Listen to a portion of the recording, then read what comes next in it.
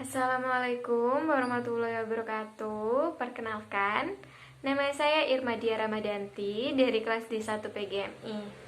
Di sini saya akan mempresentasikan sebuah PPT yang berjudul Sejarah Perumusan Pancasila sebagai Dasar Negara. Setelah dilakukannya Perjanjian Kalijati pada tanggal 8 Maret 1942 di Subang, Jawa Barat, kala itu Indonesia menjadi wilayah kependudukan Jepang. Perjanjian Kalijati ini berisi tentang Jepang menyerah tanpa syarat dengan semboyannya, yaitu 3A, di mana semboyan ini untuk memikat hati rakyat Indonesia. Sekutu melakukan perjanjian serangan balik terhadap Jepang, dan pada 1944 Jepang terdesak di Perang Pasifik. Banyak kota di Indonesia diserang oleh sekutu seperti Manado, Surabaya, Ambon, Makassar, dan Papua. Perdana Menteri Kaiso memperbolehkan Indonesia merdeka dan direalisasikan dengan dibentuknya BPUPKI pada 1 Maret 1945. Siapa saja sih anggota BPUPKI? Nah, anggota BPUPKI itu diketuai oleh Regimen Widyodiningrat, wakilnya dari Jepang yaitu Ichibanga Seyosio, dan wakil dari Indonesia yaitu Raden Panji Suroso. Dan pada tanggal 29 April, anggota BPUPKI dilantik sebanyak 62 orang Indonesia dan ditambah dengan 7 orang Jepang. Apa sih tujuan BPUPKI? Nah, tujuan BPUPKI itu untuk menyelidiki berbagai hal dalam segala bidang kehidupan sebagai persiapan pembentukan Indonesia merdeka.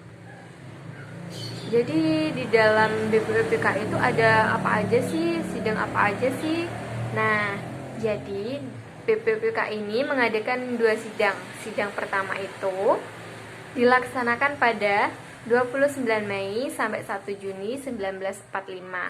Dan di sana membahas tentang dasar negara, dilaksanakan di Gedung Chow Sang-in, di mana sekarang dinamakan sebagai Gedung Pancasila.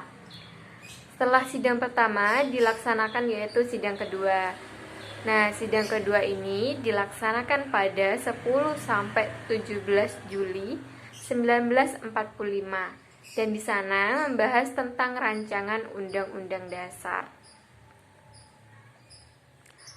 Rumusan yang disampaikan oleh beberapa tokoh. Ada 3 tokoh yang menyampaikan rumusannya. Yang pertama itu ada Muhammad Yamin.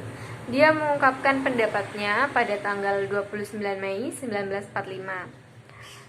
Ada 5 peri yang dia ungkapkan. Yang pertama yaitu peri kebangsaan, yang kedua peri kemanusiaan, yang ketiga peri ketuhanan, yang keempat peri kerakyatan, dan kelima kesejahteraan rakyat. Setelah Muhammad Yamin mengungkapkan rumusannya, disusul oleh Dr. Supomo yang dia ungkapkan pada tanggal 31 Mei 1945. Rumusannya yaitu yang pertama, persatuan, yang kedua kekeluargaan, yang ketiga keseimbangan lahir dan batin, yang keempat musyawarah, dan kelima keadilan rakyat. Nah, setelah itu yang terakhir yaitu ada Insinyur Soekarno. Dia mengungkapkan pada tanggal 1 Juni 1945. Yang pertama yaitu internasionalisme, yang kedua peri kemanusiaan, yang ketiga mufakat atau demokrasi, yang keempat kesejahteraan sosial, dan yang kelima ketuhanan yang Maha Esa.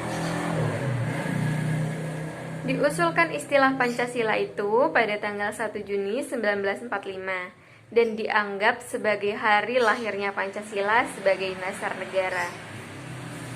Itu saja video presentasi yang bisa saya buat. Kurang lebihnya mohon maaf. Sekian, terima kasih. Wassalamualaikum warahmatullahi wabarakatuh.